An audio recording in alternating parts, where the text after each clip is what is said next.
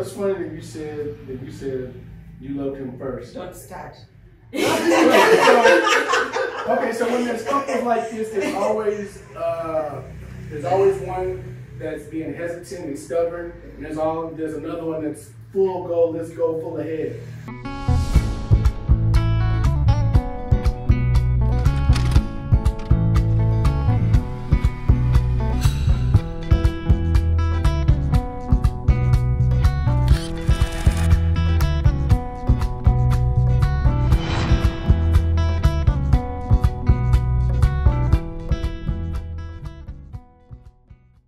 So now, we got a chance to talk about your business, about that. Now we want to get a little bit on the personal side and, talk about how you guys met, how's the differences in the relationship, dating a Britain man and a Ugandan woman. So I guess just explain to us, how did you guys first meet?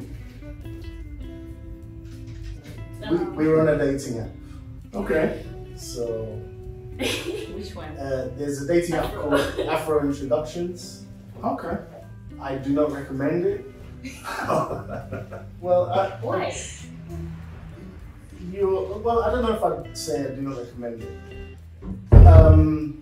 Most people are not genuine on it.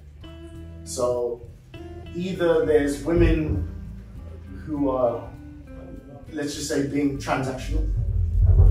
A lot of women being transactional, let's say. Right. Then there are actually scammers, many scammers. So that you'll find that they're actually just guys with female profiles. Right. Okay. Not fishing. Yes, and the scam is basically they'll send you a message. They'll say, let's have a call. And you think, oh, this must be a real person. Then they'll say, I don't have enough data to call. Can you send me some money to, and once you send the first, then they just see how many things they can add for you to send. Right? Yeah. So I understand about that kind of game.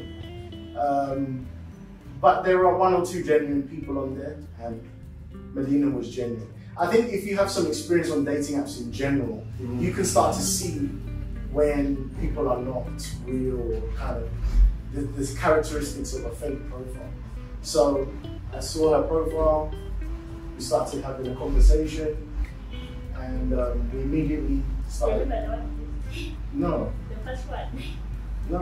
Can we talk? Can we talk? Yeah. Were you already in Africa or were you still in Britain? I was between, I don't know where I was exactly when we started talking. Just a minute for this thing to go. Because I know at first, when we first started talking, it's a lot of texting, a lot of video chats. Yes. Yeah, because you really want to get that video chat done soon. Yes. Make sure you confirm that, you're not being catfished, just this is a real person. Yes. For you, Medina, how was your experience with the app? In fact, me, I was just there for 1 month on the app. I was there for 1 month. I just spoke with like 2 guys, and they could say, okay, can you show me your body or something like that. When I saw that, I blocked one of them. Then the second one was like, okay, I like you, we spoke. Then it passed like a week, and he also told me the same thing. I blocked him. Then I was like, I think I should give up. I was about to give up. Then in my mind, I told myself, then I'm always here at work. To talk to him, I was downtown having my business. So I used to use the time when there is no customers.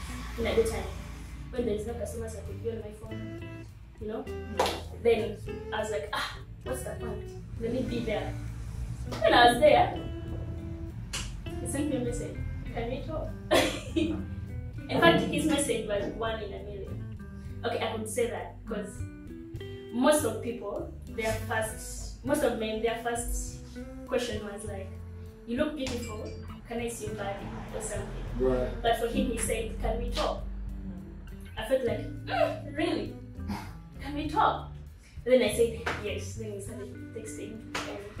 And trust me, I was very excited because he was he was real.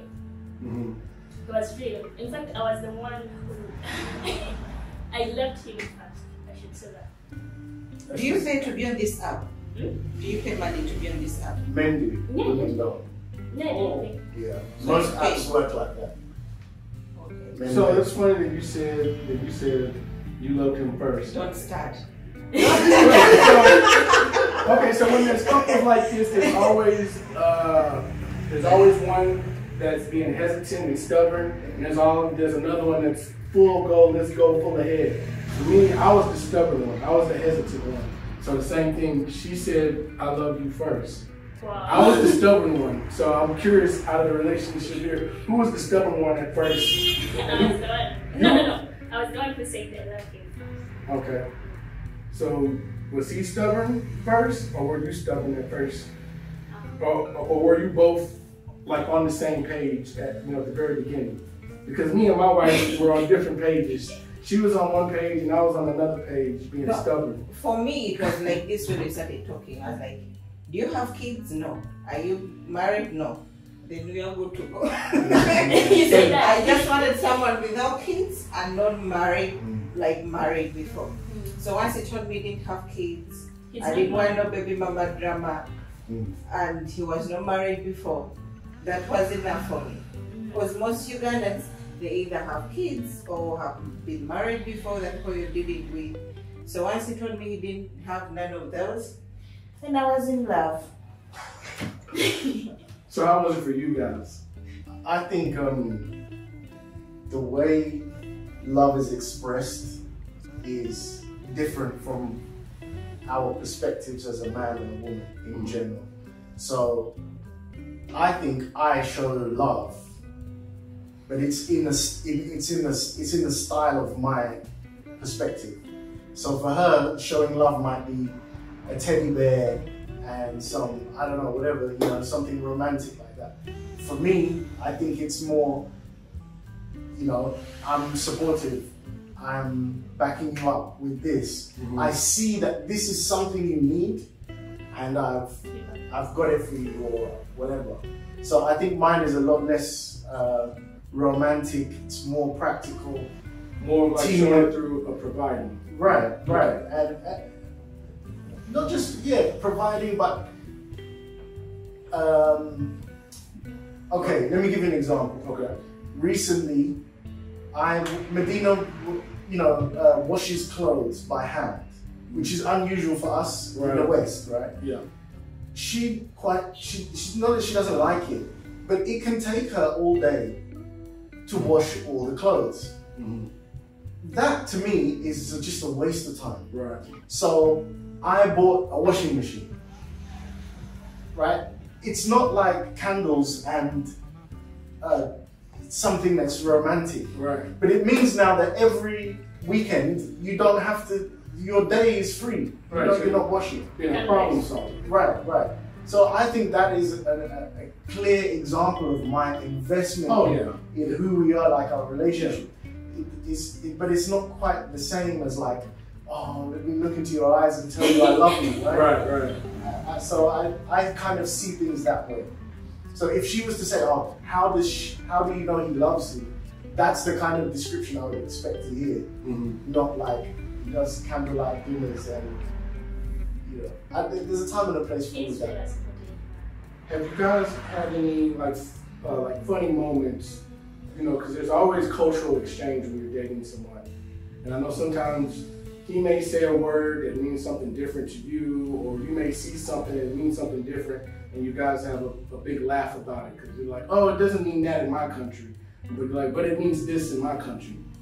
Because I had a lot of moments like that with my wife. Like she would tell me, like back in America, like we say either underwear or drawers. Right.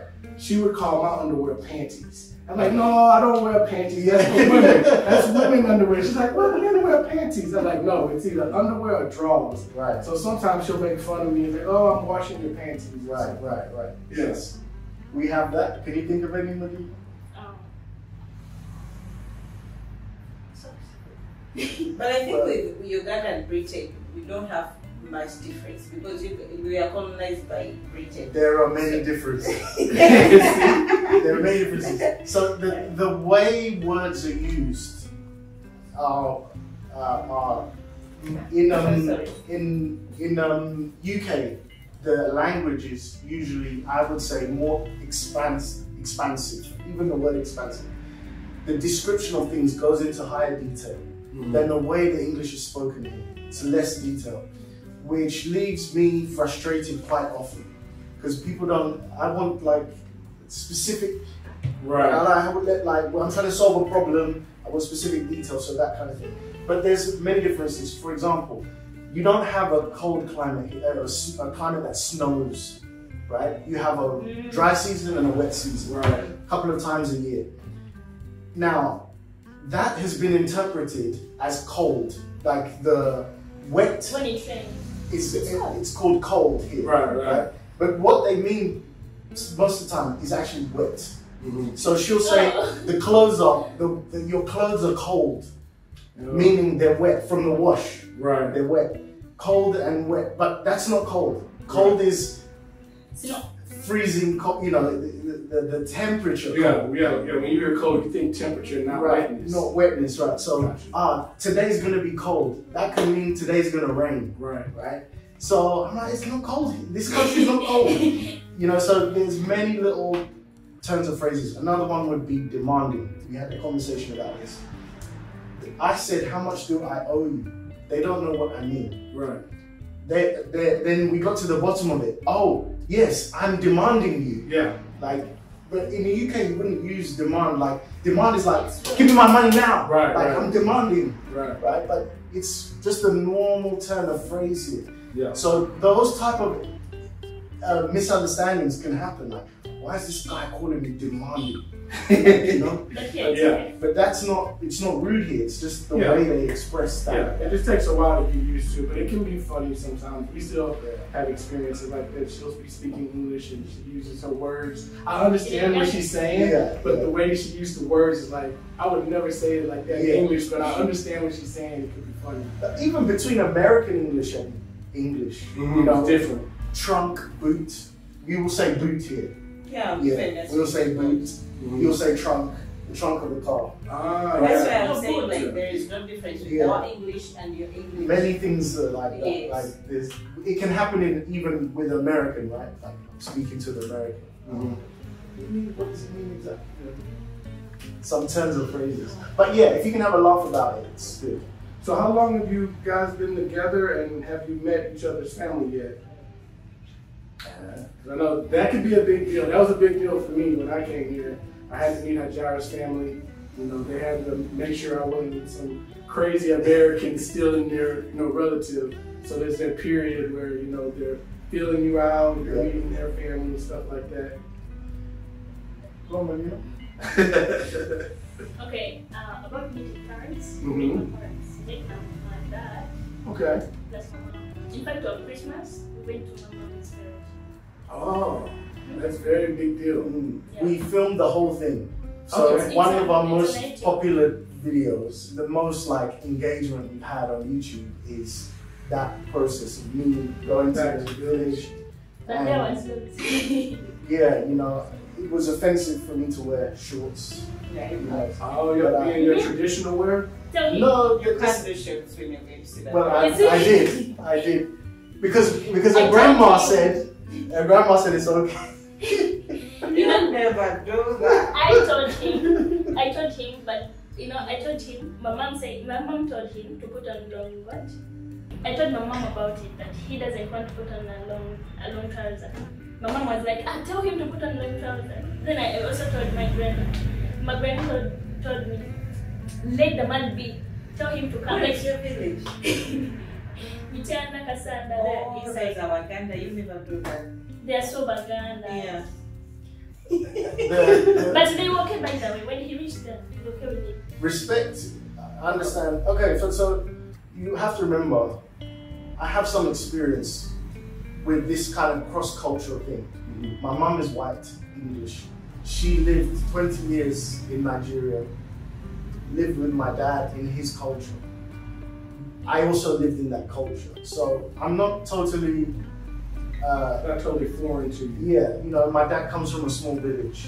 They, you know, there's many similarities. The kneeling, our family kneels, things like that. So,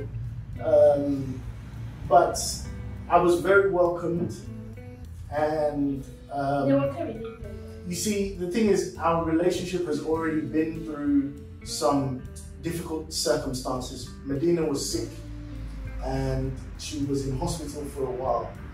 And during, you know, the family has seen how I handled that situation. And, you know, we hadn't met formally, but when there's a situation, kind of those things go aside and we're dealing with the problem. Right. So we already have a mutual respect based on what we've been through already. And then we kind of had the formal meeting after. And so I don't think the respect was earned in the time we met. The respect was earned from what they'd seen that we'd been through already. Right. So it was just kind of a case of actually meeting people face to face. I hadn't met everybody, grandma, etc. And then for me, it was just a very humbling experience. Their way of life in the village. We have a perception that these people are poor and they don't have enough. They do have enough. They have more than enough, but they don't measure it in the standards of the West. They have a lot of land. They can produce everything they need to survive there. And for them, they don't buy food. Like, without outside help. Right. Right. They're all self-sufficient. They're self-sufficient, off the grid. Right. Right. And there's a lot to be said for that. People talk about being financially free. Like, I want to get to the point where I have all this money and I don't have to worry about my bills. You know, they showed me that they are financially free. Yeah. They don't. They don't even have to pay bills. If the world goes to war and you leave them there, Okay. they're going to be fine. Yeah. If that happens in the UK, I don't know what our family would do, because we're relying on all of the systems. Right, right. So I was very humbled, and then to see the community, how they all help each other. They're so lovely. They brought food. They share their crops. They share, you know. If one person has a problem, everyone's gonna try and help to meet. And the way they share the food, like on Christmas. It's very traditional. It reminds you of like back in the old days with your parents and your grandparents when things were simpler and you didn't have all the outside distractions that you have in the West. You know, like a family is a big deal. Big deal. It's a big deal of you know surviving in a village. You may even find yourself that you're family to all of the village. Oh yeah. I still haven't met all my you have that. people. We grew up and the neighbor will punish you. Yes. Like anyone is responsible for you. Yes. Everyone in the village. And you find yourself if your mother's a cook, you go the neighbor. You know, they have that thing. It's really so nice. We were on Christmas Day, the evening. The stars are above us. You know, in the city we don't see any stars. Right, there's no light. Right. So the stars are there. The moonlight is bright. We can see each other. And everyone is just talking. There's like 30 people, you know, from all neighbors, everyone. They're cooking, they're talking, the kids are running. I was just sitting there like, this is just so nice. This is how life's supposed to be. Right, there's no care in the world here. No electricity, but the moon is the moon is strong enough. Right. And so very humbling experience to meet Medina's family. My family haven't been able to meet Medina other than video call. We've had video interactions. But of course, flying Medina to UK is a much more difficult process than me flying here. Yeah. So we're still figuring out that part of the journey. Yeah. Okay, yeah, we're in the same place with Agara. We're working on getting her to America, but it's always easier for me to come here. Yeah. You know, just pay my $50 visa. You start asking yourself about how the world works. You know, it's not fair. Like, we were all born on the world. Nobody chose where they were born. Yeah. Right? And just because of this particular area I was born, I have access to pretty much any country in the world. If I just want to visit, and I'm a citizen of the world, so is Medina. You would like there to be a situation where she wanted to go to Japan, or she wanted to see, if she had the means, then she should be able to do that. But often the visa is just, you know, a very difficult process. Right. So, yeah, we're also tackling all of those situations. Right. Okay. I wish I would love you back. So in conclusion, how long have you guys been together? And what's your future plan for both of you? Well, we've been together maybe over a year. Year and a bit. It's young. And 2 months? Something like that. Yeah, the women always know the exact. Yeah. She's right. I think we've definitely discussed about getting married, having a family. That's the direction we're going. And I would prefer to build a life in Africa, if I can. But with the ability for us to travel whenever we would like. Right, have that freedom, that flexibility. Yeah. Okay. I'd like to thank you guys for having us in your shop. If you guys have liked what you've seen today, please hit the like and subscribe button, and please come down to the Subi shop if you want to give your address and where you're at, how people can come and visit. Okay, we are at Uganda Road, Nankela Building. The shop number is DA01. Yeah, and hit us up online. We have a YouTube channel. Yeah, we'll share your link. Yeah, we'll share the link down at the bottom. Yeah, so if you want to contact us, we can help you in any way. All right, we'll see you guys next time. Peace.